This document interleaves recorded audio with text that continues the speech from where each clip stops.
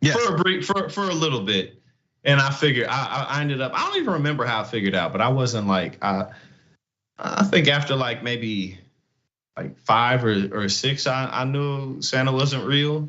Hey, kids out there, you should figure out that when someone comes to your door and knocks and your parents go, "Who's there?" Or then if you have a parent who has guns in their house, it's like, "Who's at my porch? This is my castle doctrine law, the right to shoot anybody who shows up." But then come Christmas time, some stranger decides to slide down your chimney, break through a couple windows, and eat your food. Get high off sugar and dairy all night. Suddenly, these very protective parents are wide open to intruders. That's your first signal, kids. Just saying, in case you don't want, and by the way, they do this, the elf on the shelf is the next thing. We did stories about that. The whole point of this is to scare your children into behaving. Sorry, you guys, like I said, you're not gonna agree with me on this because I'm like 1 of 5 people who think. But if you're doing all these different things to scare your children into behaving for the entire rest of the year, try something else. Appeal to them, speak to the humans that they are, rather than going, there's this stranger that's gonna hold back some gifts from you on Christmas if you're not a good kid in April. Let's try something different. That's all. It's 2023 now, These kids they're searching stuff up at 5 years old on iPads and stuff now. It's the religion of the Christmas spirit. That's basically what it is. It's doomed to end. And coal in your sack is the replacement of burning in hell for all eternity. It's baby steps until you get to there. I need y'all's comments. I'm the bad guy. I understand. So tell me why I'm wrong. We have like a minute left. Let's see what people are talking about. Maybe this is, I'm gonna assume this is what it's talking. Oh, this is the wheelchair story. We'll talk about that. That's actually way more important. It's really fast on Twitch. Mike Boy from Mayor. I'm glad you guys are talking about this because it is very important. Thanks for doing this story about the wheelchair. Yes, because this is what's happening to so many people that we're not seeing. I'm glad that we have the opportunity to do so. More on that. Really Snarky Dragon. This is again on Twitch. Woot woot. Thank you, JR. Though the broken chairs are only half the problem. We don't have access to the bathroom on the flight. Hadn't thought about that either. First on, last off. And if our chairs are broken at the destination, we still can't relieve ourselves even more. But I thought about that too. They're probably last coming off because there's they need assistance in getting on and off. What if there's a connecting flight? Because I had to deal with that over the break as well. What if there's people that say, hey, we're a little bit late. If you have to get a connecting flight, everyone please let the connecting flight folks off first. What if that person needs the accessibility wheelchairs, right? They're getting off last anyway. They're just another traveler, you guys. So a little bit more. Is anybody mad about Santa yet? Here it is. Woody Invincible. My sister and I knew Santa wasn't real, but we pretended he was for a while to get the extra present before we heard about St. Nicholas, though. Brilliant. Is that a different guy? Brilliant, absolutely brilliant. Is St. Nicholas different than Santa Claus? I thought it was the same guy. He has his nickname, Yeah, but they said then she discovered about Saint Nick. I don't know, maybe they did it differently in the house. But the elf on the shelf is the latest lie that's told. Another one, Franklin Sharp Splicer 6 says, I can save time. The DNA I sent of Santa, he's black and he's cool. And giving gifts is a sole rule. He plays jazz and always has the ability to cut the rug. If you meet him, just greet him and you'll get a cool hug. Oh, this is a nice poem written, but it's more truth to it than what they gave her from the authorities. Last one here from Twitch from Dinger Dragon says, whenever the mother's life is in danger, this is again about this woman who had the miscarriage and they literally didn't give a damn. It's required by Jewish law to save the mother, not the fetus that might effing die from a stiff breeze. There's a couple different words in there. I had to jump around there. But true, it's a matter of whether or not we're gonna continue to follow this type of lead from these politicians who literally don't care about their constituents. They care about their political careers. It's just the way this is. Up next, we got John Iadarola with the Damage Report. Thank you, Jackson, for being on here with us on another Jackson and Jackson Thursday. Enjoy yourself. Enjoy the Knicks game tomorrow. I'll have to. Also, thank you guys for being here as well. Again, John's got Miranda Scholl on, friend of the show. Love seeing Miranda on. Go check them out on the Damage Report. We'll see you guys tomorrow for a Friday. We're already at the end of the week. See you guys then.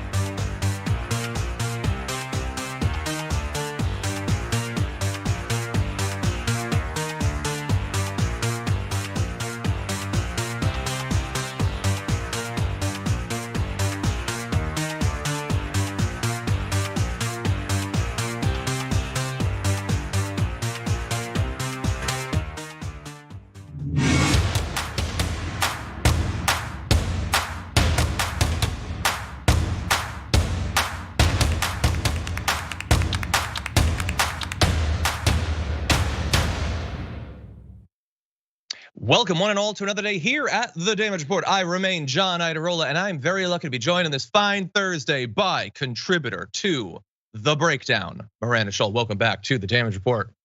Thanks for having me, good to be here.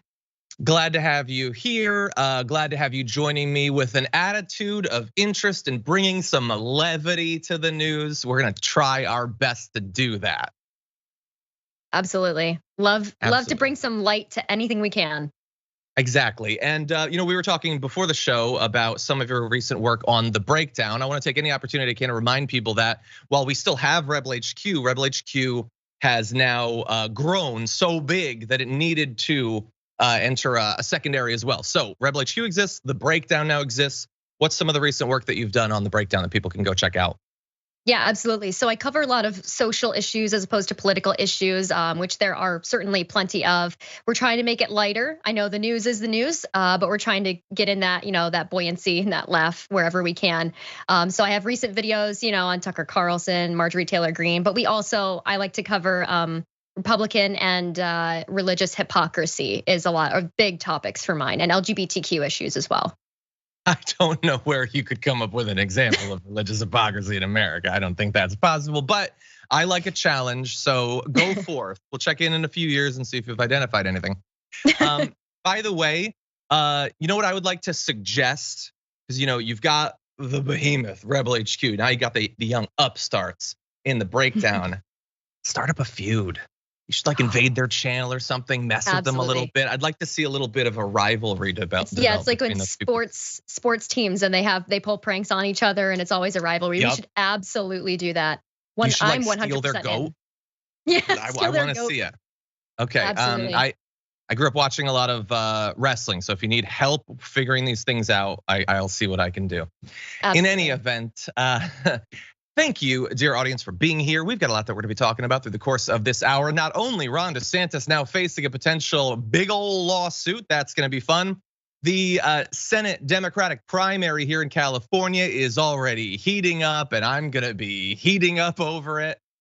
Joe Manchin being attacked, I'm here for that. Kristen Sinema being attacked, I'm even more here for that as well. And that's just in the first hour. We're also gonna be engaging with the fact that Donald Trump is apparently coming back to Facebook. Isn't that fun? It would affect me more if I literally ever went on Facebook, but we'll be talking about it regardless. And then we've got the aftermath. Newsmax is in some financial trouble, and we've got woke cartoon bears to talk about. So in advance of all of that, please hit the like button and share the stream so that people know we're live. And if you want to send us any comments, tweets, or super chats, either for us to respond to or for a chance, if you're a member, to get one of those Blue Apron gift cards, you can send those in. We're looking for insightful and or funny and or notable comments, and we'll be responding to some of those as we go. But with all that said, Miranda, are you ready to start the show? I am ready as I'll ever be. Let's jump into it. Let's do it. Let's jump right into this. We're here to give notice to Governor DeSantis that if he does not negotiate with the College Board to allow AP African American Studies to be taught in the classrooms across the state of Florida, that these three young people will be the lead plaintiffs in a historic lawsuit. So there you have it, an announcement with an accompanying potential future lawsuit against Ron DeSantis in the state of Florida. You see there, civil rights attorney Ben Crump joined by a number of students who I think rightfully are infuriated by Ron DeSantis's 100% partisan choice to effectively eliminate AP African Studies. Just coincidentally, there was African American Studies and a whole bunch of other ones remain. He just, for some reason, coincidentally chose that one. I don't know, I can't read his mind, I can't say exactly why, but if they don't figure out a way through this impasse to allow the coursework to return, then he could be facing that lawsuit. And here's a little bit more from the announcement. Governor DeSantis, are you really trying to lead us into an era akin to communism that provides censorship of free thoughts?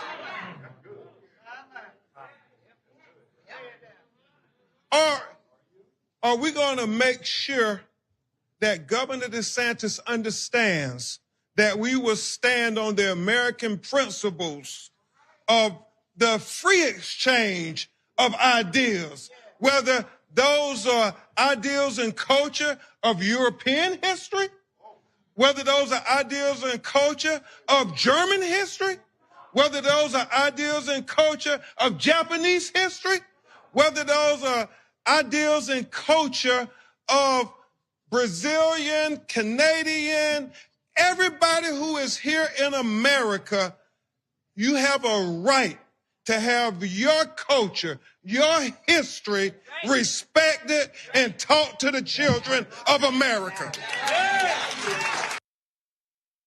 I think that Ben Crump makes a great point that all of those histories and cultures should be explained. Of course, most will continue to be taught in Florida schools for right now until the right wing decides that one of those cultures should be the punching bag for a year or two, and then they'll ban that as well.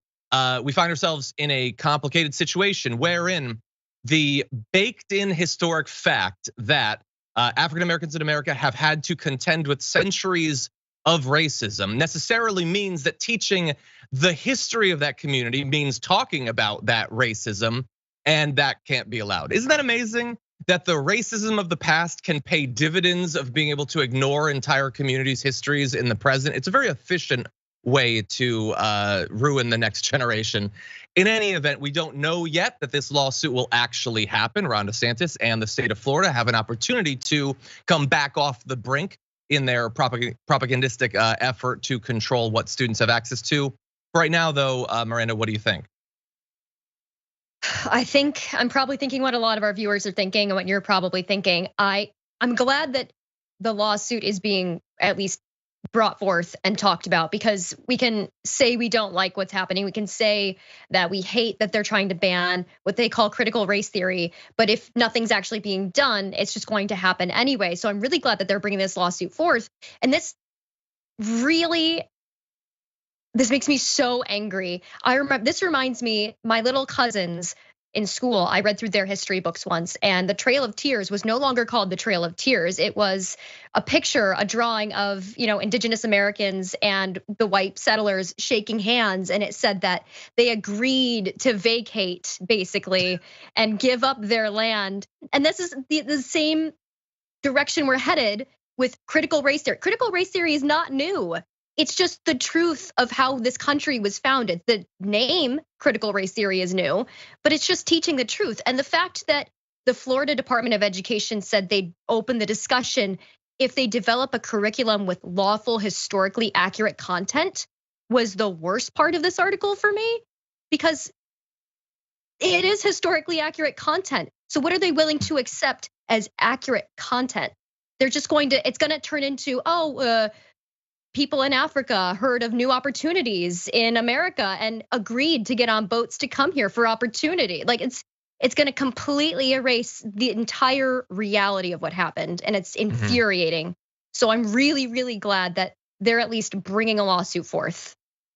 Exactly, and look, there has to be a response to this. I like that, since Ben Crump is getting involved, and this lawsuit could well happen, and probably almost certainly will, that raises it to a topic of a national conversation that seems necessary, but it is not lost on me that that's what the right wants, because, and this is a really dark thing to have to accept, they know how racist this is, and they think goody, that's why we're doing it. So Ron DeSantis thinks that his odds of becoming president will go up at least a little bit if he is able to successfully convince millions and millions of Americans that he despises African Americans and doesn't want any of their history to be told.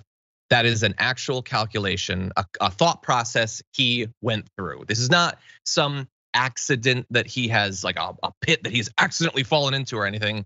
This is a strategy based on his political ambitions and the political ambitions of a lot of other people around him who see money and clout and power and influence to be gained if they are seen to be part of this effort to root out wokeness. And by that, I mean reality.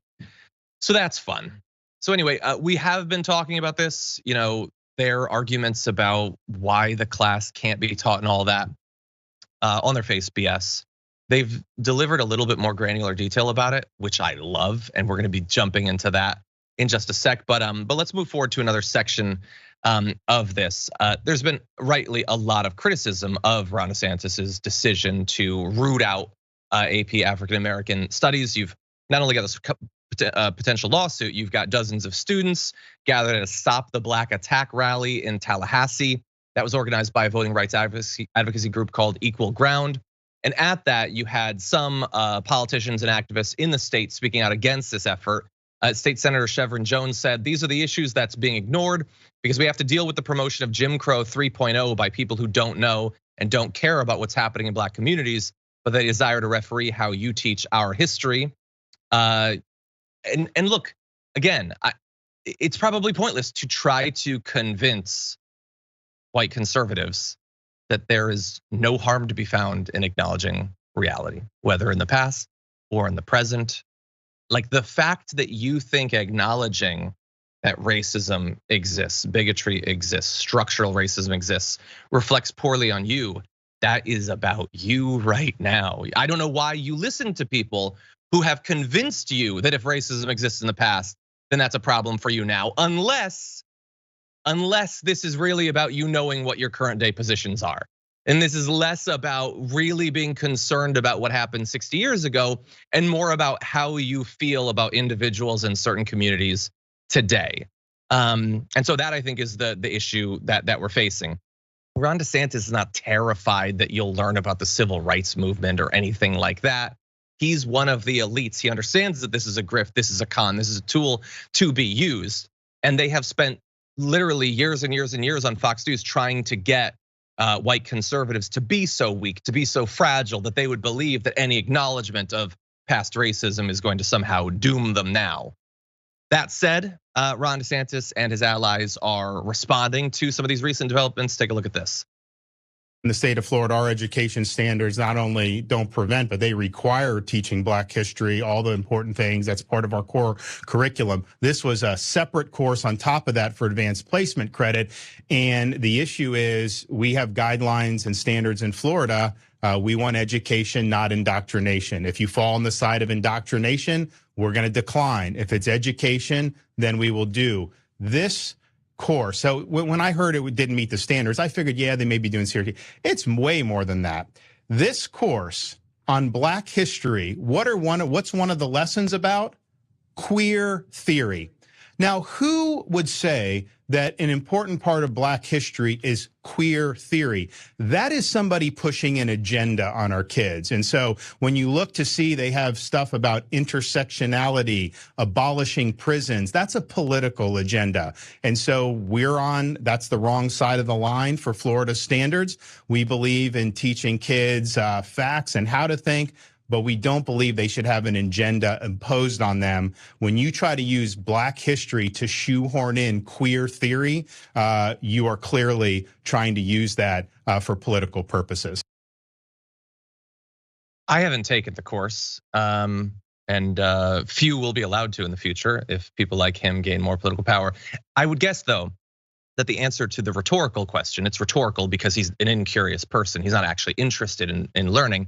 The answer to the question, who believes that queer theory is an important part of African American history, is probably African American scholars. If I had to guess, I would say that actual experts who study and research this and write on it, they apparently seem to think it's an important part of it. And you not being a member of that community, not being a person who has done any research whatsoever in it, maybe it shouldn't be up to you what is a part of that curriculum. Maybe respected scholars from inside of that community should be making those sorts of determinations. And again, I would just point out, even if you're watching this and this particular topic maybe isn't super important to you or whatever, you should at least acknowledge that in the same way that what the media covers isn't necessarily as important as what they don't choose to cover, how crucial that is in shaping what people think about America and American politics. When he says we're not going to have kids have an agenda put on them, he is pretending, and this is an intentional performance, that the only way that propaganda can work, the only way an agenda can be put forward is what you choose to teach, as if blocking certain topics, certain authors, certain books, certain lesson plans is not a part of some sort of agenda. That's not propaganda. I would argue that like literally mandating ignorance is a far more effective tool of propaganda than just what book happens to be on a syllabus. In any event, Miranda, what did you think about his argument there? Yeah, I agree with you wholeheartedly. And it reminds me of in Christian schools, certain Christian schools, they're trying to prevent children from being exposed to classmates who have same-sex parents, because it's the same as being exposed to information, being exposed to books. Then they can have the information and operate off their own experiences and their own thoughts, which is exactly what they're saying is not going to happen if you expose them, and that they're children, we have to protect them, and there's an agenda being put on them. And I just did a story on them trying to keep the segregation in schools as far as LGBTQ kids and kids with LGBTQ parents. And he came out and said straight up, it's easier basically to teach children what we want them to believe if they don't have access to what we're teaching about. And so it's the same thing. It's much, much easier to teach someone, especially when they're young, to hate or to discriminate if they don't have access to the whole truth, if they don't have access to the people that they're talking about. And so if you take away the education and the books, and you're right, if you block that information, if you ban those books in those classes, it's much easier to manipulate those kids into thinking what you want them to think. So and this is what the Republicans do all the time, they're projecting what they say they're afraid of the Democrats doing is what they are doing. Yeah, 100%. Okay, I want to move ahead to another person making these sorts of arguments. Obviously, there are those who are on Ron DeSantis' side when it comes to banning the teaching of AP African American history. You have one, I believe State Senator Manny Diaz Jr. says, despite the lies from the Biden White House, Florida rejected an AP course filled with critical race theory and other obvious violations of Florida law. We proudly require the teaching of African American history. We do not accept woke indoctrination masquerading as education. So look, it is already on its face discussing that whoever the hell this person is an eager participant in this racist manipulation and contortion of history. But I also love like the attempted argument there. What they are admitting is we proudly require the teaching of African American history. What they're saying is, for years, ever since we finally stopped trying to block like MLK Day from being a day, you know how like every year we trot out a fake version of him that we find palatable and then we applaud it and ignore everything else about his history? What if we did that to the entire community's history? And that's what they're doing. We're going to require the teaching of whatever form of African American history we find to be convenient, that is consistent with the narratives that we accept in politics, that isn't a challenge to the millionaires and billionaires who we represent.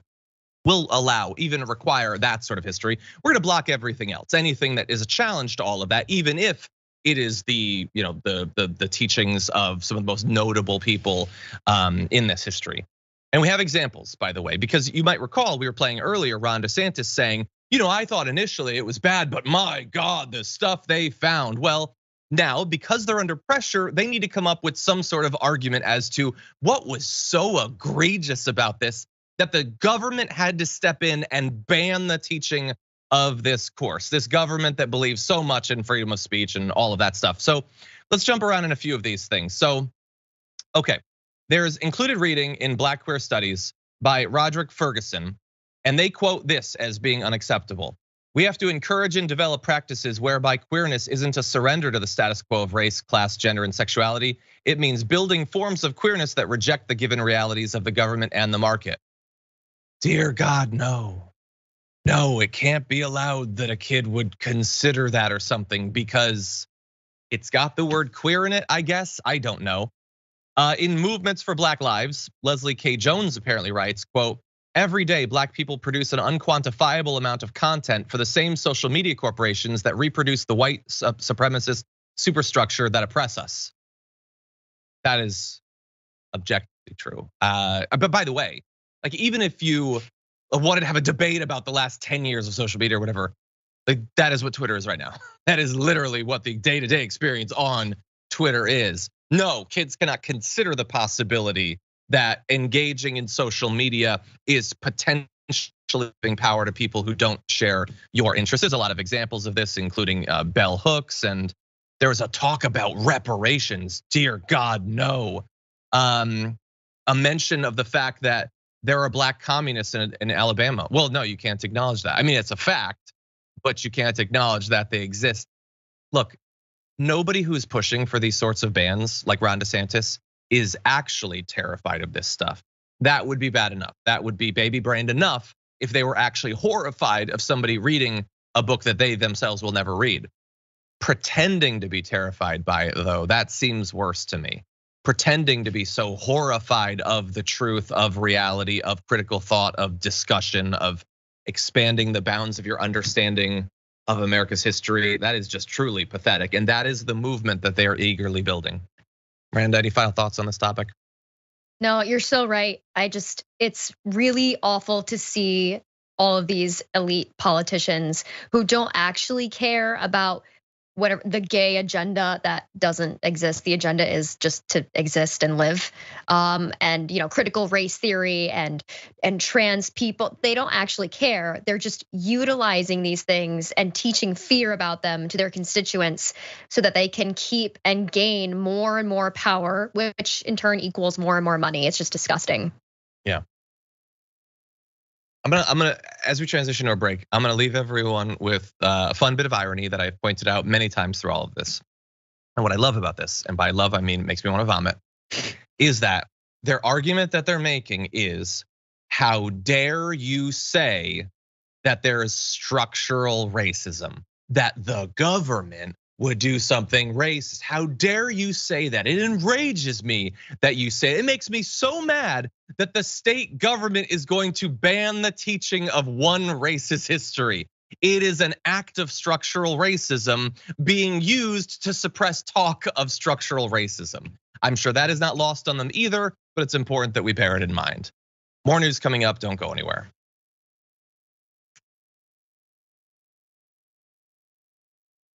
Okay, everybody, let's see what's going on out in the audience. By the way, want to just note, we've had Jonathan Larson of TYT Investigates on a number of times to talk about the National Prayer Breakfast.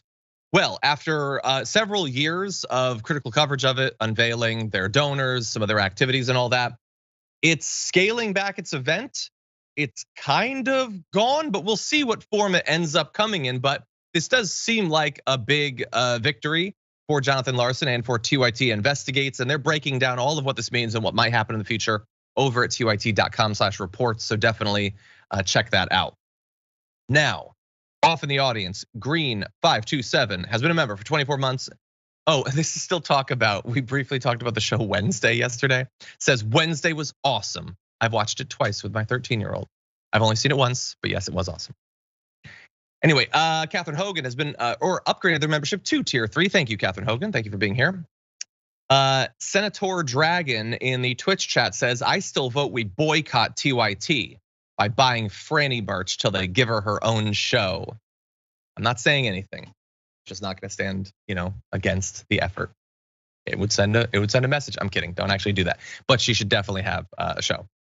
Tahira Kathleen points out a bit of non-Franny merch, and that is, in fact, the Johnny Pie TYT shirt available at Shop TYT. If you're interested, show your support for TYT or for Pie. Either way, it makes a great gift for people who are either on the one hand strong progressives or on the other hand like Pie. Now, Lisa Dodson became a tier 2 member over on YouTube. Thank you for that, Lisa. River Rose gifted 5 Damage Report memberships. Thank you, River Rose. That is so kind of you.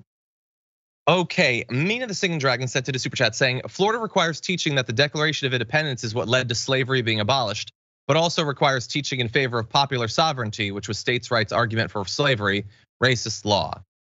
Yeah, like just generally, I don't think that people should have control over education who have no interest in it. People who spend years and years demonizing the very concept of pursuing higher education, that want to defund schools. I don't think that they should be the ones deciding what happens in them. I don't think a country can succeed long term with that sort of setup. Anyway, Dragonheart says, can't they block Florida from receiving federal money in schools that don't teach real American history? I don't know. It is possible something like that. I don't know how much of that could be done via executive orders or executive actions, and there would obviously be massive consequences to that, to the students of Florida if DeSantis decided that this was going to be the hill that their education dies on. Okay, over on Twitch, Emo Dragon Katie has been here for 11 months. Says booyah, thank you, Katie. Nasty Ho Dragon has been here for 8 months. Thank you, you nasty Ho Dragon, you. I appreciate you being here. AKA Dom G has been here for 16 months. Says congratulations on your 11 years. Thank you, much appreciated. Shadow Wolf gifted 10 subs over on Twitch. Thank you so much, much appreciated. Okay, hold on. We have a bit of news. Key John is updating us. More school news. There was an update on the story of the 6-year-old who shot his teacher. There were 3 warnings the administration was informed about, including one child telling a teacher she saw the gun and was told she would be shot if she says anything, but the administration did nothing. It would be nearly the end of the day. That is not what you want coming out after a situation like this, because you always have in the cases of these shootings, like, God, why didn't someone know? Why didn't someone see? Why didn't someone say something? But if they did, that is just devastating. Okay, thank you for that update, Kijan. Really appreciate every time you update us on breaking news, since we're busy doing the show, which we're gonna return to. Okay, let's get to some more political drums, starting off with this. I've always believed that what's right matters, that the truth matters, and that decency matters. Oh no. Ugh. 5 or 6 seconds into that video, I think we all know where this is going. Adam Schiff is gonna be running in the Democratic primary to replace Dianne Feinstein in California. And isn't that fun? Now, up until this point, of course, we, as we'll get into, we have Katie Porter and we have Barbara Lee, and in theory, they could have a primary and they could have debates that are substantive about a number of different interesting substantive points. Now, in theory, of course, Adam Schiff could run the same sort of campaign, but I'm gonna guess, based on the rest of his ad, that that's probably not what this is gonna be about. Take a look and you can decide. And when a dangerous demagogue tried to undermine our democracy, I wasn't about to let him. You can't trust this president to do the right thing, not for 1 minute, not for one election, not for the sake of our country. Adam Schiff is a corrupt politician. Adam Schiff is a modern day Joe McCarthy. Little pencil neck. A national disgrace. He is unfit to hold office. Then I took on the biggest job of my life, impeaching Donald J. Trump. Adam Schiff did masterfully an incredible job. I found it very powerful. We have proven Donald Trump guilty. Now do impartial justice and convict him. After all that, I wish I could say the threat of MAGA extremists is over. It is not. Today's Republican Party is gutting the middle class, threatening our democracy. They aren't going to stop. We have to stop them. Yeah, it's gonna be about that stuff. Which, look, did he do those things? Yes, he did those things. Yes, he stood up to Trump, and that is good. That is necessary. He's received a lot of accolades for that, and a lot of money, and a lot of whatever it is that people like him like. And that's all fine. But that's just one thing. And is that really going to be going forward for the next 6, 12, 18, 36 years that he would be senator? Is that the chief concern going forward for the millions and millions and millions of residents of California? I would argue probably not. Now, to be fair, he briefly mentioned that he voted in favor of Obamacare. Is he not merciful? I assume he's implying that there was a possibility that he would have voted against that. It wasn't his bill. Why is he taking credit for that? And I think he mentioned something about wanting to like lower inflation, like very brief mentions of other things. The vast bulk of the ad was about him standing up to Trump. Again, he's not talking about running for president against Trump. He's talking about running to be the Democrat representing maybe the most progressive state in America. And his focus is entirely on the fact that he's been opposed to Trump. I don't love it. Miranda, what do you think? I think it's the bare minimum. And sadly, not enough politicians have stood up to Trump in their time. But it still feels like it's scraps. He's like, but I'm the guy. I stood up against Trump. Vote for me. That's what I did. I stood up and I'm like, yeah, okay. What else did you do? How else have you bettered people's lives? And he's like, I stood up to Trump, and that seems to be his only real argument. Which, it's not a bad argument. And, there are definitely worse people, but you're right. It's like the most progressive area. And you're running, against people like Katie Porter, who is, kind of a personal favorite of mine. And I mean, okay, sure, run your campaign. I think there's a lot of backing behind people like Katie Porter, Barbara Lee. And so hopefully, for me personally, hopefully that'll just sail them right through. But yeah, I did have a little giggle when I saw his ad as well. Yeah, the little, oh no. They have him walking slowly towards the camera. He's definitely running for Senate. It's like one of those inspirational videos. He's like, this product saved my life. And if you're having issues, like the uplifting music definitely felt like he was trying to sell me like some health medication. Products. Yeah. Yeah. If you're experiencing a case of Trump, and then in the background he's like windsurfing. Something. And I love in your example of his accomplishments that he twice stood up to Trump, which implies that he sat down at some point in the middle there.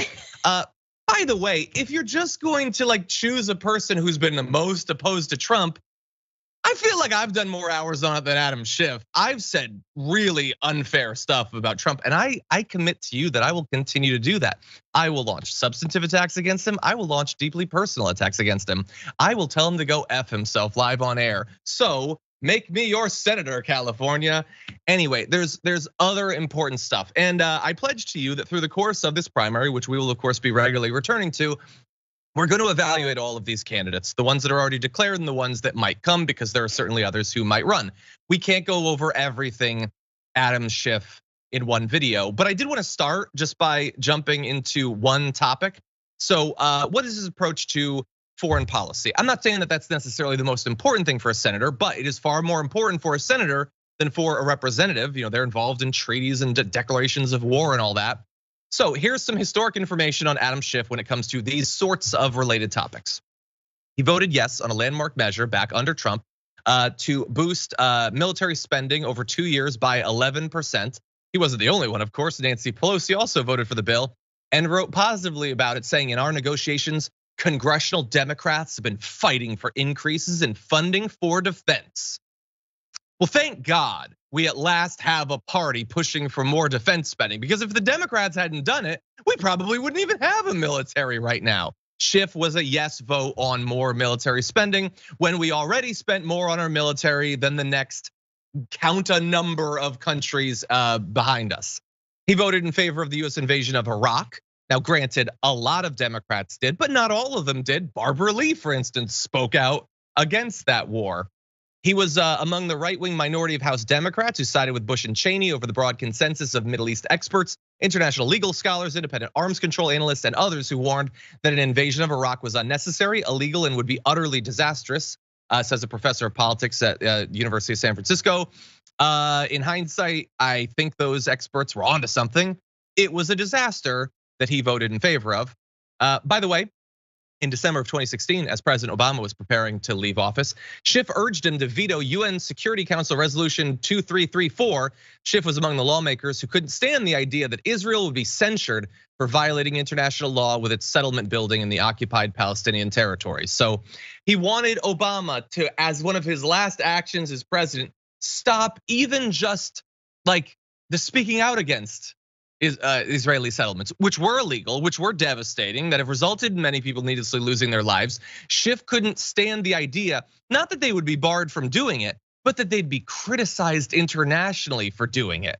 And this is just a brief sample of who Adam Schiff is. I'm not saying he's the most conservative Democrat in the House or anything like that. On some issues, he's not the worst, but he damn sure isn't the best. And I don't just mean among everyone in the House, I mean of the declared candidates right now.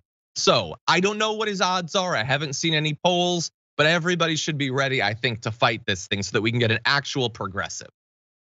Miranda, thoughts? Yeah, I agree with you. And you can watch, ads that they put out, and you can see like the small little things that he says he did, but you have to look when you're looking at a candidate at what they've voted for and what they've actually done for you. And when you put someone like Adam Schiff up against these other nominees like Katie Porter and Barbara Lee, look at their voting history, see who's actually voted in your favor and who's actually tried to put in the work for you, and not just, I mean, if the argument is who stood up against Trump, it's all of them. So, that's sort of like a baseline given. That's not enough. Yeah. No, I think Katie Porter might have voted for Trump in 2020. Exactly. It's like, come on, that's a constant. It's important or whatever, but it's also among the easiest things for a Democrat to do. It's good, it's important, but like, how many years do we have to applaud you for doing it? In any event, as of right now, Katie Porter's running, Barbara Lee's running. Importantly, Ro Khanna might run. And there is I'll just leave you with this, one last potential major twist that could come of this. And that is that, first of all, we don't know if Dianne Feinstein will be running for re-election again. She'd filed last year some initial paperwork, but that's not proof that she actually will. So we don't know, she might run, she might not. She might not finish her term. And if that were to happen, California Governor Gavin Newsom has said that he would appoint a black woman to fill the role, bearing in mind that, of course, right now there are no black women in the Senate since Kamala Harris resigned her seat to serve as vice president. So who would that be? I'm gonna guess, and I would love to be proven wrong, I'm gonna guess anyone other than Barbara Lee. I would assume they will desperately look for anyone else, and maybe they'll find someone who's good. Or maybe they'll find someone who their donors, and by they I mean Schiff and Newsom and Pelosi, they share a lot of the same people, would be much more comfortable with than Barbara Lee. And if they were to do that, then now it's sort of the incumbent running for re-election, and it gets more institutional support and blah, blah, blah, blah, blah. So we'll be keeping an eye on that as we go forward. With that, why don't we turn to other potential Senate races? Let's jump into this video. Italian sports car, luxury yacht, more than $1 million spent on fine dining. Life's very good for Democrat Joe Manchin. While West Virginians get stuck with higher prices, smaller paychecks, and open borders. Democrat Joe Manchin and his Washington pals are living it up, and West Virginians are getting left in the dust. Tell Maserati Manchin it's time to stand up for West Virginia values. This is nitpicking or whatever, but like if you're trying to appeal to being like a regular guy for West Virginia, why are you pronouncing Maserati like that?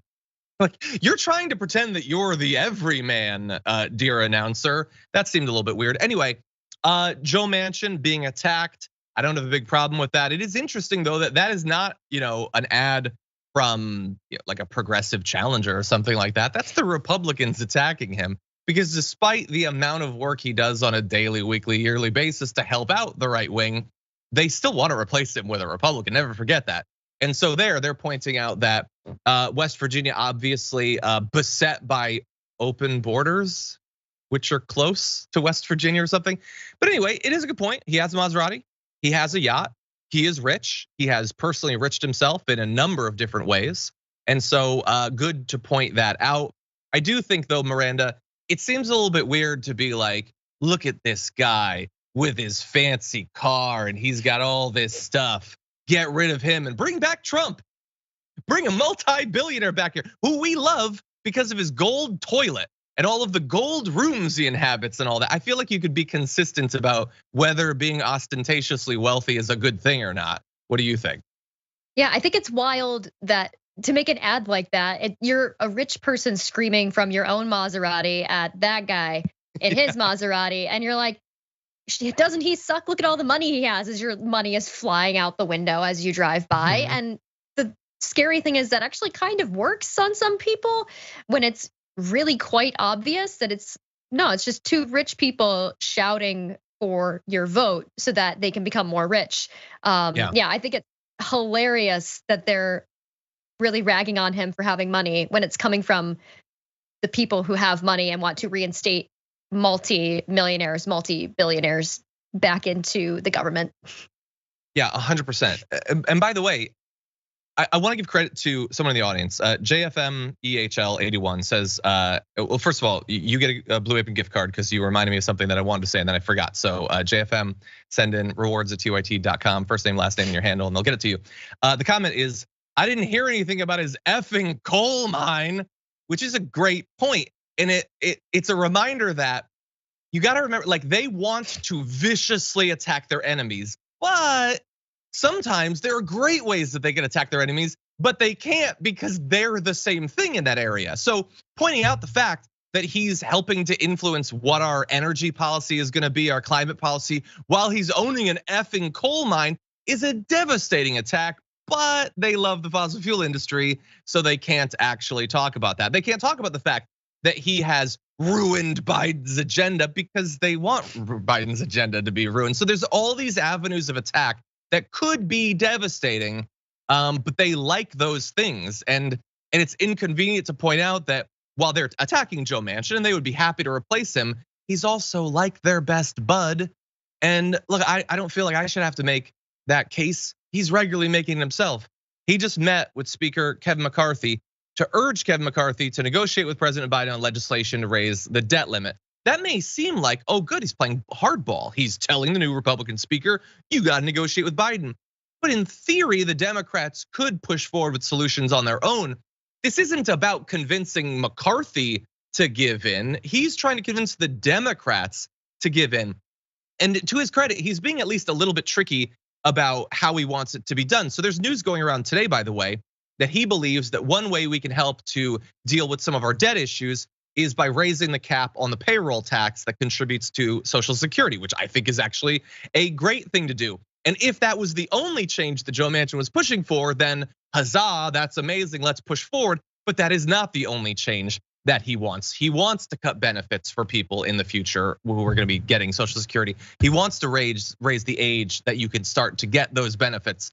And so there's a lot of powerful people in media are doing PR for him, basically, not pointing out those other aspects of the plan, making him seem like the reasonable guy who's trying to get a deal when he's one of the only people that is pushing for a deal to need to be made with these people.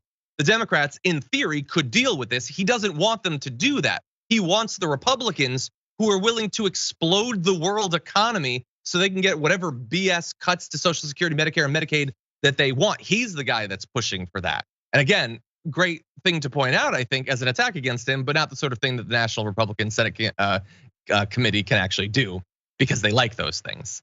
Miranda? Yeah, I think it's funny because those are fantastic attacks, and that's probably why the ad is so bad, because they had such a limited range of attacks to choose from. And so they just had to go with, whatever. They're like, oh, we could point out he's got, no, we have that too. Oh, we could point out he made a deal with, oh, no, wait, we have a deal with them too. And so there's like so many barriers when it comes to attacking someone, a Democrat who's basically just another Republican and is, you're right, best buds with you. And whenever it seems like Manchin is doing something that's like the solid fight for the people or a really good move, there's something underneath it. You have to look deeper, because whenever it's Joe Manchin, he feels so slimy to me. And so I feel like you always have to check under the hood and see, okay, why are you actually asking for that? Why are you, okay, it looks like you're playing hardball. What are you actually looking for? Because I know that's not what you're actually doing. You don't actually fight for the people, you just like money. Yeah, 100%. Okay, I think that we should take our second break. When we come back though, we do have some more concerns when it comes to money in politics, both avenues, platforms for fundraising for notable politicians, as well as a moderate Democratic PAC that we need to talk about right after this.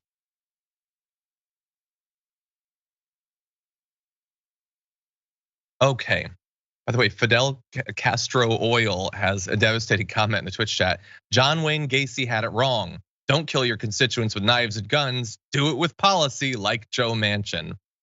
Yeah, and I know that's uncouth of you to point out, but like, is it in any way disputable that the impact he had on the climate bill last year is going to result in people dying?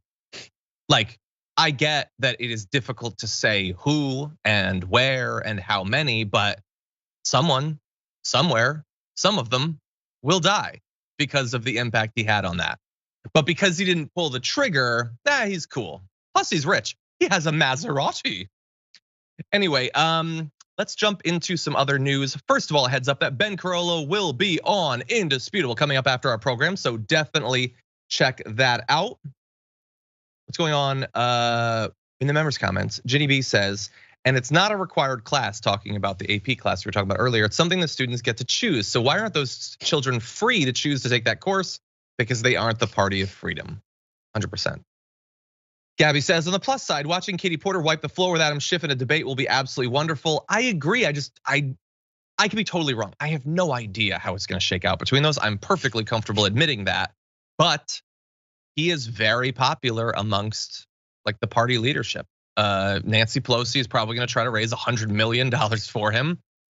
Is it impossible that Obama wouldn't come out? Like, it's not so much about Adam Schiff. And by the way, there's a lot of centrist Democrats that like Adam Schiff. They've watched him on TV. He's on Rachel Maddow. He's on Bill Maher, whatever. And so they associate him with, they think he's strong because he focuses on that one relatively easy thing to be strong at.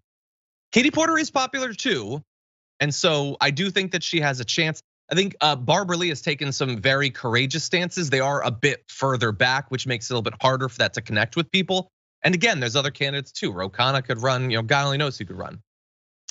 Maybe Cenk will run, I don't know. Okay, everybody, Dystopian Dragon has been a tier 3 member on YouTube for 24 months, 2 full years, thank you. And just says America's whitewashed history. And then that's, I believe, 8 vomiting emojis, exactly. Okay, Flutterfly, member for 1 month, says the Confederates are trying it again. Good point, and thank you for finishing your first month as a member. Glad to have you here. Global Astro has been a member for 15 months and says we have to stop them. Something I had time to organize, but decided not to push more. So elect. Oh, okay. So this is a quote from a damn stiff. I think that's Schiff. So elect me so I can say it and not do it again. Well, I mean, look on the Trump stuff.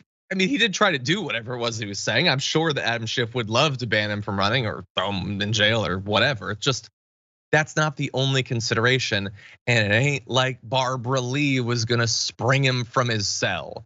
All of them are against Trump. Anyway, okay, let's see. New Dusty Jones says in a super chat, at this point, the way DeSantis is going with all this crazy stuff, if he brings back segregation, then Florida is done. They'll call it something different. But I mean, when they're having the effect on the education system that they are, do we rule out an increased chance of that? And by the way, racial segregation in education has been increasing for decades. So anyway, May Money sent in a super chat. The kids taking AP classes are juniors or seniors in high school. 2, it's not called critical black race theory. 3, what if it was critical white race theory? Well, they'll just call it European history, and then it's the best thing ever. And by the way, it should be taught as the history and cultures of all of these different groups should be. Thank you for your comment. We got more news for you after this.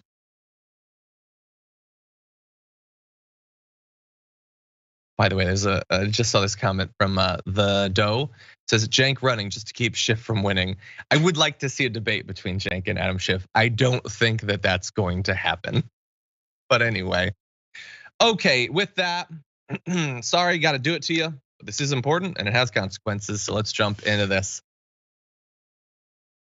Trump will soon be returning to Facebook. He wanted it, and because we live in a hell world, he's gonna get it. He's gonna be back on Facebook, he's gonna be back on Instagram. That is according to Meta or whatever.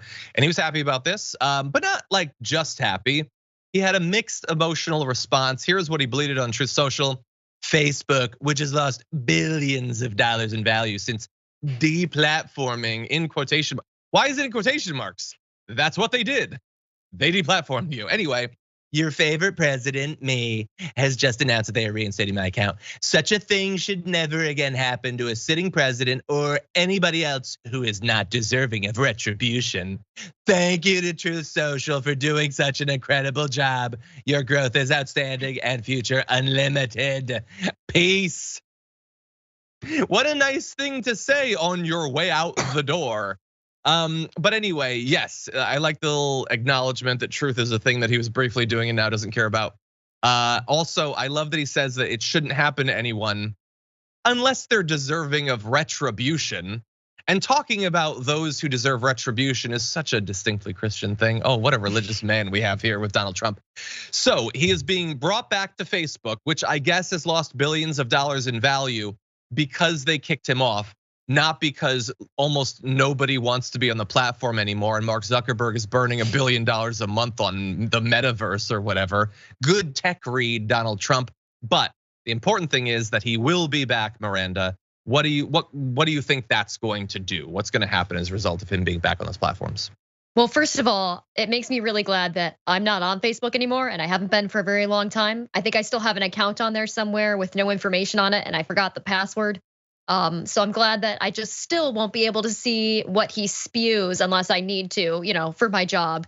But I think that a lot of people, as much as I don't know anyone my age who uses Facebook, a lot of people do still use Facebook a lot more than people on Truth Social. And so I think it's giving him a nice large platform when he's deciding to run for president in 2024, which is, I don't love that. But I do love this goodbye to Truth Social as he's leaving, and he was never supposed to. I don't know why they thought he'd be loyal to them. He's never been loyal to anyone but himself. And as soon as he can get on a bigger platform with more people, he's absolutely going to do that because it benefits him and screw anybody else. But yeah, I love that as he's going back to Facebook, he's like, Facebook sucks. I'm coming back to Facebook. Like, yeah, Facebook sucks because you're on it, pal. 100%. Yeah, it's terrible, and you should totally follow me on it. Yes, now he's not formally leaving Truth Social, and we'll be talking about that in a little bit, but who's expecting loyalty out of the guy who routinely dumps wives? It's been a decade, I'm moving on with my life. Yeah, he's gonna be really loyal to Devin Nunes. Anyway, there's another important aspect of this. With Donald Trump coming back, Facebook wants to reassure you that things are going to be different, okay? They're considering the possible dangers of giving a person like him access to millions and millions of people again, and they have some new policies. So Nick Clegg, who's the head of Meta or whatever, I don't care. He had this to say about the decision. Like any other Facebook or Instagram user, Mr. Trump is subject to our community standards. In light of his violations, he now also faces heightened penalties for repeat offenses. Penalties which will apply to other public figures whose accounts are reinstated from suspensions related to civil unrest under our updated protocol. In the event that Mr. Trump posts further violating content, the content will be removed and he will be suspended for between 1 month and 2 years, depending on the severity of the violation. So if he tries to sack the Capitol again, don't worry, we'll eventually take down the post and we might suspend him or whatever, assuming democracy survives his second coup. They go on to say, our updated protocol also addresses content that does not violate our community standards, but that contributes to the sort of risk that materialized on January 6th, such as content that delegitimizes an upcoming election, just an upcoming one. You can delegitimize the past ones, that has no consequences, or is related to QAnon. We may limit the distribution of such posts, and for repeated instances may temporarily restrict access to our advertising tools. So if he posts QAnon memes, which he will, if he says that you won't be able to trust the election, which he will, supposedly they'll take it seriously. They're talking about this as a hypothetical. That's what he does. He is a grown-ass man. He is not going to change now. They just want him to be back on. And I know some people are saying they want him to be back on so they can make money off of his ads. And that's true. They'll make some money, but as a percentage of their revenue, it's not that significant. I think that this is like a face-saving thing to reassure the right that they're not biased. And also they know that he has a chance of becoming president again. And if he isn't allowed back on and becomes president again, that could really hurt them potentially as the monopoly that they are. So I think there are a lot of different considerations.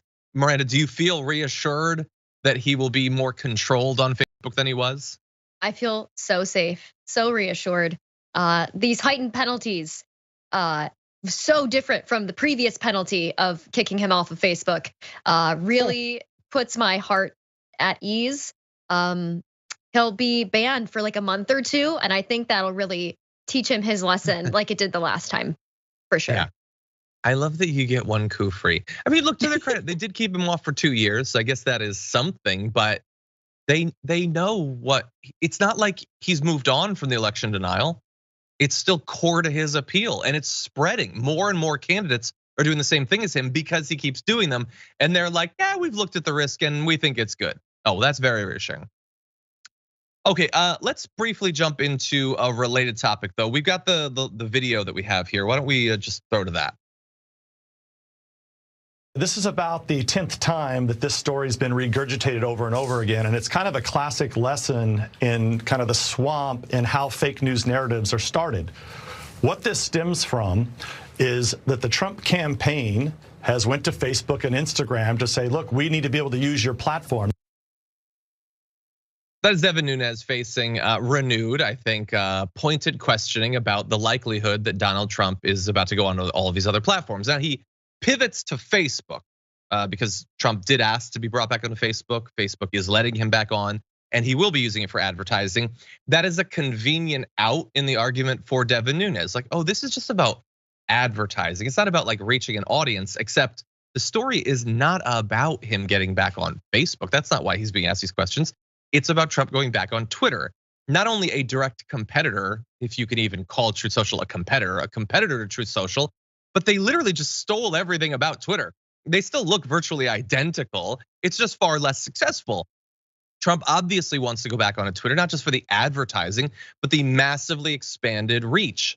And we're just like a month or two away from him having to make a decision about whether he's gonna re-up his exclusivity with them. So Devin Nunes can poo-poo those concerns or say like, oh, you're bringing this up again.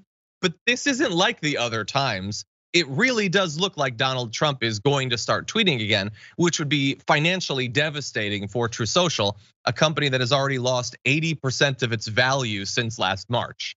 Miranda, I know it's tough to predict these things, but do you think that he is going to return to Twitter regardless of what Devin Nunes says? Oh, I think I mean, I could be wrong, but I think he's absolutely going to return to Twitter. I think that he was on Truth Social because it's what he had. And he, talked it up because he was on it and he made of it what he could. But I think he absolutely is really butthurt about not being on Twitter. And the moment he can get back on Twitter, it's bye-bye Truth Social. I don't care because I can do whatever I want and I can break contracts if I want. And it doesn't matter because there's never any consequences for me. And I think he's 100% just going to jump right back into Twitter and leave Truth Social behind. I certainly think there's a good chance. And why wouldn't he? So they started up this company and maybe it could have gotten big or whatever. Maybe every right winger could have gone there. I think that was always going to be unlikely because for the right wing, social media is partially about, being able to post, absurd racist stuff or whatever. They get off on that, but it's also attacking and trying to hurt the other side. That is one of the core appeals for them. And you can't do that on Truth Social because nobody other than, whack job conservatives are there.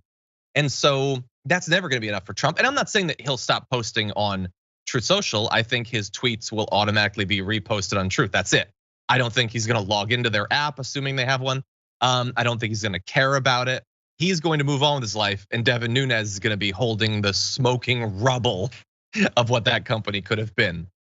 Anyway, that is all the time we have for our first hour. Thank you everyone who's been watching and or listening, but there's a lot more news to come in the aftermath, so don't go anywhere. Miranda and I'll be back after this.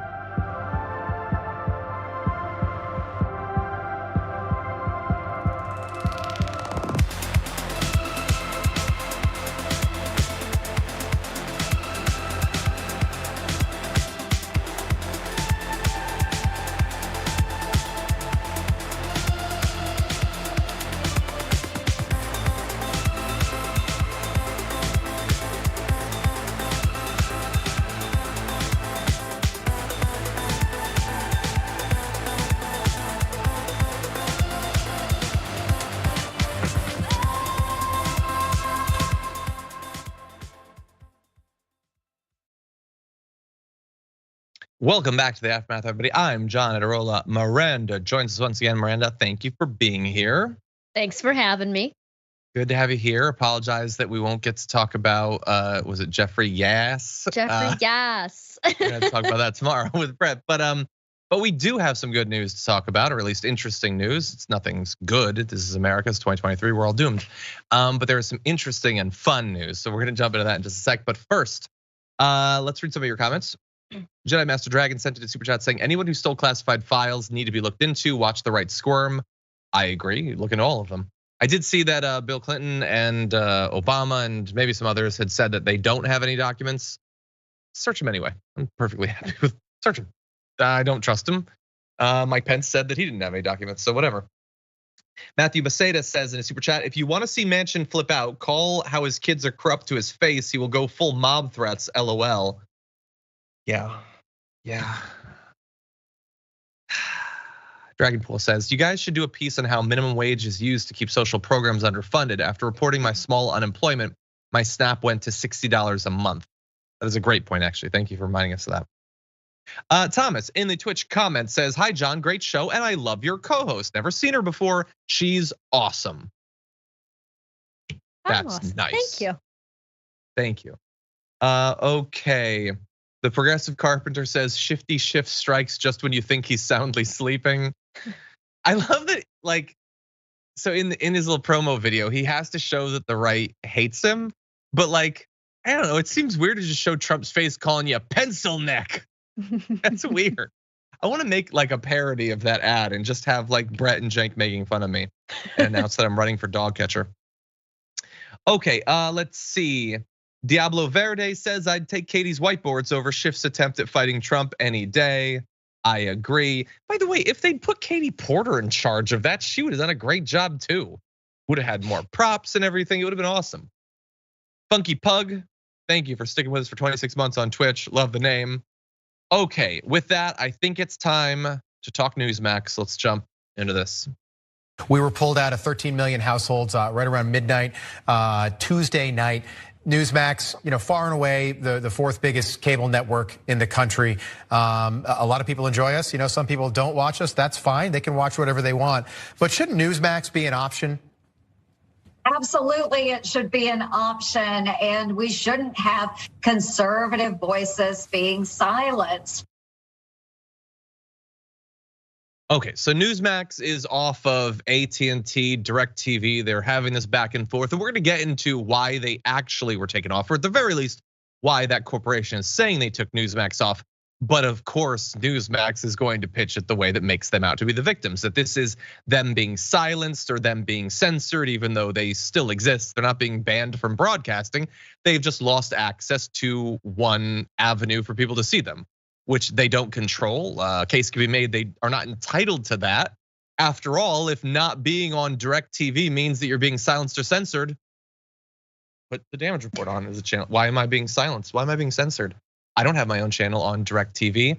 I mean, some people like me, some people don't. You can watch whatever you want, but I just think that people should have the choice to see the damage report at any point on DirecTV they want. Also, it's entirely possible we're on DirecTV. I'm not actually sure. But anyway, you get what I'm saying. That said, they have more to say about this change by AT&T. Take a look at this. Yeah, well, they got rid of One America. Now they got rid of Newsmax.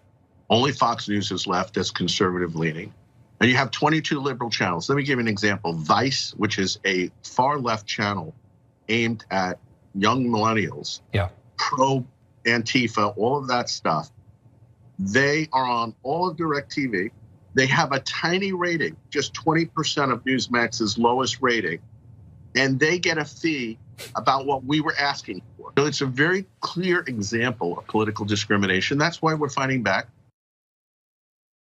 Yes, very, very clear example of political discrimination. And they believe that you need to be fair, you need to be accurate, which is why they identify, and thank you to them for doing this, that Fox News is conservative leaning. If you look closely, you can perceive a slight tilt towards conservative in some of their programming. But anyway, of course they have to say that because they pitch themselves as being the true conservative, far and away fourth biggest conservative news network or whatever. So anyway, Miranda, we're gonna get into the financial argument for why they no longer were entitled to that spot. But what do you think about the way that they're pitching this, the narrative that they're trying to construct?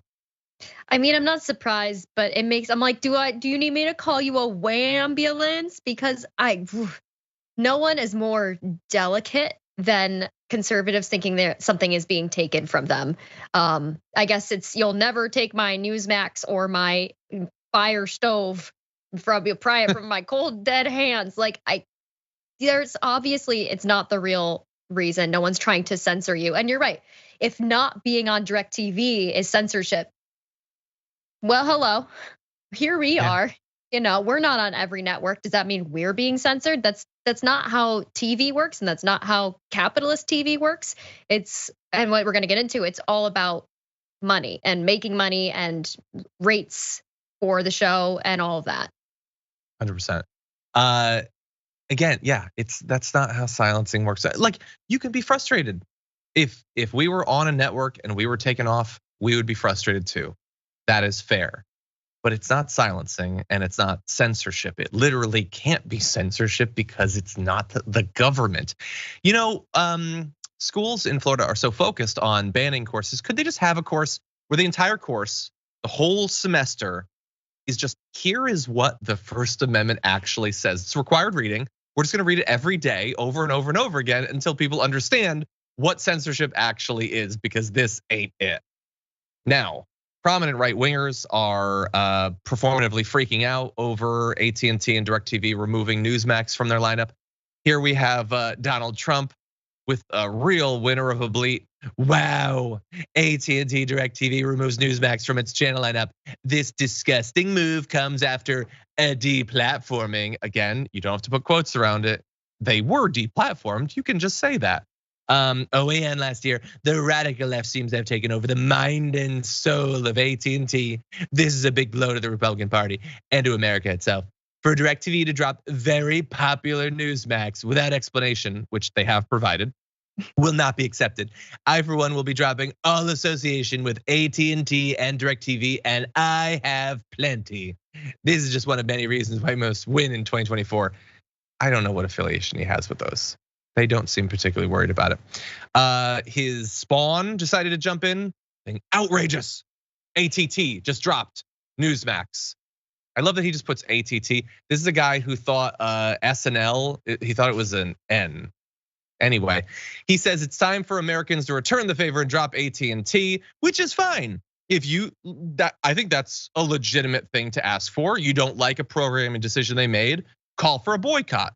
That is totally your right. But he can't end there. There has to be grift. Patriot Mobile is the only conservative mobile provider. Use code Don Jr. for free activation. I'm gonna ask a rhetorical question, and I call it rhetorical because I don't really care, and I'm not gonna look into it. What about Patriot Mobile makes it conservative? It's a mobile provider. What would be ideological? Okay, and definitely use his code so that he can get some sort of kickback. This multi-millionaire needs the $10 or whatever he'll get when you sign up for Patriot Mobile. Anyway, there are also House Republicans that are saying they're gonna have some sort of hearing. So they're gonna pull in AT&T because they don't like a routine programming decision that they make. They bring on new channels and get rid of channels all the time. Every provider does that. But in this case, it's not acceptable. And by the way, if your concern actually is censorship, violations of the First Amendment rights or whatever, as I've already laid out, AT&T choosing to get rid of a channel cannot be that by definition. But in theory, the government doing these investigations, if they force them to bring them back, then that seems kind of like a violation of the First Amendment rights of AT&T and DirecTV. I don't think it's gonna go that far. I think they're just gonna do their performative hearings or whatever. But this is the government getting involved. That is the area in which the First Amendment is actually interested. So yeah, I just think it's ironic. Again, it's like with the structural racism stuff in Florida, in being so aggrieved over what isn't an instance of it, they prove that they are perfectly fine with it. But with all that said, Miranda, why don't we get into the real argument here? AT&T and DirecTV have dropped Newsmax, and despite the right trying to make that out to be a purely ideological decision, according to AT&T, it's a financial one. and not one that's particularly hard to understand. Since Newsmax's launch back in 2014, DirecTV, which boasts 13.5 million subscribers, has carried the channel without having to pay the network any license fees. This is a standard deal between pay TV providers and fledgling channels looking to build up their audience. Basically, they're not gonna pay the channel a bunch of money when it hasn't been demonstrated that they have any sort of audience. Why would they do that? They would rather just not have it at all. But pushing back against accusations that it's censoring Newsmax for partisan reasons, the provider has pointed to the increasingly difficult environment for pay TV services, and Newsmax's relatively small audience is the primary factor as it isn't willing to pay to carry the channel. On multiple occasions, they say, we made it clear to Newsmax that we wanted to continue to offer the network, but ultimately Newsmax's demands for rate increases would have led to significantly higher costs that we would have had to pass on to our broad customer base, that they have made the decision isn't worth it if they're not bringing in subscribers, and they appear to think that Newsmax does not bring in subscribers. They've noted, by the way, that Newsmax currently offers its on-air content free of charge to tens of millions of households via its app, YouTube, various over-the-top platforms. And so they say, well, that is also a great counter to the them being silenced thing, but like, why should they pay them carriage fees? They'd be paying them for content that is freely available in a bunch of other places. Why would they do that? You don't have enough audience. You're giving this stuff away for free. And this is such a change to the narrative that they want you to believe, that they're in a partisan way forcing them off when they were perfectly willing to keep them on. They're just not gonna pay them. Newsmax is pretending that they're being censored. They flex their muscles and ask for money, and they overestimated their actual worth. That's all this is. This isn't communism, this is capitalism. Miranda, what do you think? That is literally what I was about to say. For the party that boasts about capitalism and loving capitalism and hating anything else, boy, when capitalism doesn't work in their favor and it works the way it's supposed to, they really don't like it, and they have to call it something else because they've already said they love capitalism. So they have to say, oh, communism, censorship. No, this is how capitalism is supposed to function. You're supposed to make the business money. If you don't make the business money, you're cut. You didn't get enough business. That's just your failure as a business person. So it's just really ironic that the thing that they boast that they love so much is what is killing this network, and they can't accept that, at least in front of the public. Yeah, it kind of reminds me a little bit of the not Jesse Waters, Steven Crowder, the other one. They're basically the same person. It's basically the same sort of thing. Like, I'm a victim. How dare you? Oh, and then the actual details come out, and you were being given a pretty good deal for, like, Newsmax wasn't necessarily being offered $50 million, but they were being offered to be kept on, which has a cost associated with it. And AT&T is like, you're not bringing in subscribers. I guess we'll keep you on, but we're not gonna pay you for the privilege of having you on. God, they love to make themselves out to be victims. Let's say that I were to go and I march up to Cenk and I'm like, I want $5 million to do TDR. And he's like, that's crazy, you can leave, sir. I'm being censored. Who would buy that? Apparently every right winger in America would believe that that is a violation of my First Amendment rights to ask for an absurd amount of money for what I provide. Anyway, we're gonna move on to other news in just a sec, but first, a few comments. Not Dweezil says, is Truth Central available on Android yet? I think eventually it was made available. It took a long time, but I think it's available now. I also very, very much don't care. Anyway, Mitrian says, Dragon Daddy for Senate. I'd be tempted to move back to California just to vote for him. That is not gonna happen. By the way, as fun as it would be, I guess, to run against Adam Schiff, I'm perfectly happy with multiple of the other candidates being the senator. I don't wanna try to block that. Okay, Bernie the Kiwi Dragon, tier 3 member for 25 months says, good evening, John and Miranda. Devin Nunes's cow is right now looking for greener pastures to move to and graze on. Clearly, Nunes will not be able to keep her fed for much longer once Trump moves off Bleat Social. 100%. Look, I don't think he should be all that mad. He has made dumb money doing doing a job that he has no training for. He has no training in being the head of a social media company. So and by the way, you don't get to be shocked that this business falls apart. It was relying on Donald Trump's loyalty. How did you not know that this was how this was going to end? Okay, with that, I think it's time to move on to other news, root beer news. Let's jump into this.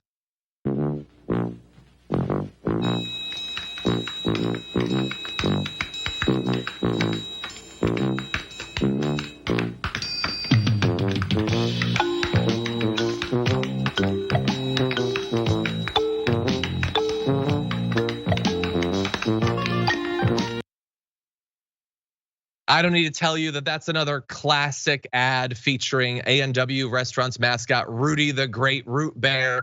We all know that he exists or whatever, but he will be existing in a different form going forward. Here's a message that A&W Restaurants put out. America, let's talk. Since 1963, Rudy the Great Root Bear has been our beloved spokesbear. We knew people would notice because he's literally a 6 foot tall bear wearing an orange sweater. But now we get it. Even the mascot's lack of pants can be polarizing. Therefore, we've decided that Rudy will wear jeans going forward. Not to worry though, he will remain our official spokesbear. After all, he is unbearably cute and impossible to replace.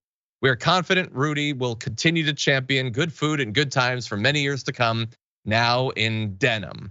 And I gotta say, he looks good in denim. It kind of goes with the top. I think it's fine. Now, if it's not clear, this is not real. This is not really happening. They're parroting the M&M's thing. They eventually put out a tweet saying, "Is now a good time to mention this is a joke?" And I get why they want to make that clear, because in 2023, considering our politics and especially considering the state of Twitter, everyone operates in bad faith. Everyone is dumb and has no ability to figure out what is actually a joke. So they should probably get that out of the way. But I do like, honestly, I don't think that M&M's made the right decision in their decision to backtrack off of their stupid cartoon mascot. So if A&W and other companies want to poke a little bit of fun at them, Miranda, I'm perfectly fine with that. Yeah, I'm all for making fun of any corporation decision, to be honest with you, especially if it's made on Twitter. But yeah, I loved the joke. Clearly, Fox News did not get or love the joke, claiming that the company was going woke. And what if it wasn't a joke? I'm glad that you brought that up. Why don't we? I'm glad that you brought that up. Why don't we actually go to Fox News being completely unable to tell what's going on in the world? Here they are covering this news. First it was M&M's, now it's root beer. Rudy the Great Root Bear. He serves as the mascot of A&W Restaurants. He's now going to be wearing pants. Apparently, according to the company, Rudy's lack of pants was quite polarizing, they say. He's been on the job since 1963. The spokesbear, quote, is a 6 foot tall bear wearing an orange sweater. We knew people would notice, even a mascot's lack of pants can be polarizing. Oh my God. First it was M&M's. It's ridiculous. Now a bear has to have. Oh, you're crying. I mean, what is the problem? It's just the woke police cancel culture has gone ridiculous. You think it's a joke? Well, I mean, A&W, it's not like it gets in the headlines every day. Maybe this is their moment. Yeah. Well, maybe that's why they do it, for the attention, for the headlines. Yeah, Miranda, what do you think? How much do these people make for complaining? Lots. Why? First of all, what if it wasn't a joke? Who cares? I didn't even know there was a mascot for A&W until I took a look at the story. What? You didn't know about Rudy? I know. Sorry, I forgot. What? You can, not to call back to earlier in the show, but you can pry this bear and his no pants from my cold dead hands. Who cares? Why do we care? What if they did decide to put pants on him? Who cares? Why is that a big deal for? How is that the woke police? They were like, he's naked. We should probably put pants on him. And they're like, how dare you put pants on this bear that I've known about for 5 minutes? Because I guarantee you, they also didn't know that bear existed until this joke came out on Twitter. 100%. And also, I see people are discussing like you guys spent the last 2 years talking about how like kids should never be exposed to anything sexual. But now you're freaking out that like a cartoon bear dong is gonna be covered. Like, pick a lane, people. Yes, I didn't know that Rudy was the spokesperson. I'm gonna ask a serious question to our audience right now. Did any of you know that bear existed before today? Literally ever. Had you ever seen that bear before? Whoever that woman is that delivered that segment definitely did not know that bear existed. But she knows how you move up in Fox. You just go for it and say, oh, what am I freaking out about today? Cartoon root beer bear? Okay, how dare they? He's been working since the 60s, that bear that I just learned about. What's his name? Rudy? Rudy, poor Rudy's being manipulated by the woke agenda. And then as bad as that is for whoever that person is, for Maria Bartiromo to be like, stop your crying. It's made up. You guys are the only ones crying. They're making a joke. They're laughing at you right now. The root beer bear is laughing at you. You're freaking out. And the only person who seemed to have some grasp on reality was whoever the guy was, who's like very timidly like, is it a joke? I think maybe they're just joking. They're like, do you really think that? Yes, I think that the cartoon Jeans Bear thing is a joke.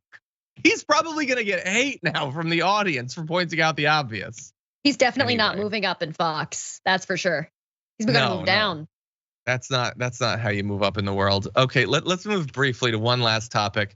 Cartoon root beer bears are not the only woke topic that the right is freaking out recently. You might have noticed in the last day, they found a reason to talk about games again. They freaked out that Microsoft was changing the Xbox console to provide some power saving, like flexibility for updates and stuff during the night. They had this section with whoever that guy is calling it the woke Xbox. They're trying to recruit your kids into climate politics at an earlier age. You're right, said the co-host. They're going after the children because this private company that is not involved in the climate stuff or at all, I don't understand what you're talking about, is making it so that it'll do its updates at a time of the night where it'll use more renewable energy. You won't know because you will be asleep. It literally is only a thing that affects the Xbox when it's not being used. But anyway, they found 1 day's worth of news to pull out of that. Miranda, I hear that you're a gamer. What do you think about the Xbox going woke? I think it's such a reach, and if they think their kids are even going to know that this change is going to take place, they're kidding themselves. And I think they do know, obviously, they know these things and they're spouting this nonsense anyway. I didn't even know this was a change, and I'm an adult who works in news. So the fact that they're really, they're reaching for anything they can grasp and throwing it at the wall to see what sticks. As long as they throw the buzzword woke in the tweet, it's gonna be a sensation with their viewer base, I guess. I don't understand how this is an indoctrination recruiting kids into climate politics. It literally just, it saves you on your electric bill, and also it kind of helps out a little bit. I don't understand what there is to be so angry about. You must not be a conservative, Ben. Yes, I will willingly pay thousands more in energy bills if that is what's necessary to ruin the Earth's climate. What a stupid way to live your life. Again, aren't they supposed to be against video games? Video games are violent and they're the tool of the devil and all that. But now, how dare the video games ever turn off for even a second? It's so stupid. God, the root beer bears and the Xboxes and all that. Here's how dumb this entire thing has gotten. And this particular case, this isn't even Fox News that's doing this. There's a restaurant in Connecticut, in Coventry, a coffee shop that is being attacked by conservatives. Why? Because the name of the restaurant is Woke Breakfast and Coffee. It isn't a political thing. It isn't an ideological or leftist thing. It was named that by the woman who opened it because you can wake up and have a coffee, woke breakfast and coffee. And also, if we can jump ahead of the logo, she liked the idea that the O could be an egg. That's it. But now they have been so trained to despise that word that even in a completely innocuous, non-political setting, they freak out over it like their rights are being taken away. It's a place that you can get some scrambled eggs and toast. That's all it is. You can put down the pitchforks, America. Miranda, final thoughts? Well, I mean, to go after breakfast foods like that, I mean, this is just the final straw for me. It's so funny that they call liberals snowflakes when they can't handle a breakfast place being named Woke Breakfast and Coffee, clearly named after waking up in the morning to have breakfast and coffee. And they can't, you're right, they've been trained to hate that word so much that they see it and it's just like this visceral reaction that they have, that it's like a almost ingrained in their DNA now to just have a very strong reaction to the word woke in any situation, no context, just like kill on sight. 100%. Yeah, by the way, Carmen Quiroga is the woman who started this restaurant. She was obviously taken aback by this, and to defend herself, she said, I'm an immigrant. Like I don't know the context of this word. She said, and it's quoted in there, she says, I'm a Mexican. And I just thought, that's not gonna help you when it comes to the conservatives. I feel like you've just opened up a whole new avenue of abuse for yourself. But anyway, it seems like a lovely restaurant. If I ever make my way back to Connecticut, I'm gonna try to track it down and have some totally non-political eggs and coffee. That is unfortunately all the time that we have for Eggs and Coffee on the program, though. I want to thank Miranda Scholl for joining us on the program. Where can everyone see more of your work? Yeah, so if you go to TYT Breakdown on YouTube, I have a whole playlist of videos on there coming out every day of the week, except for weekends. And if you ever feel like not getting into politics, I do stream on Twitch. We do silly little games that I'm bad at, and it's just a really nice, chill little community. Bad Gamer Wyatt. Nice. Okay, everybody, thanks for watching. Go ahead over to the community tab of our YouTube page. You can vote for the community garbage person of the week. Brett will be joining me to break it down. I'm gonna be leading the first hour of the Young Turks with Cenk Uygur later on today, so definitely stay tuned for that. Indisputable is up next, but for now, stay safe out there, stay sane out there, and I'll see you soon.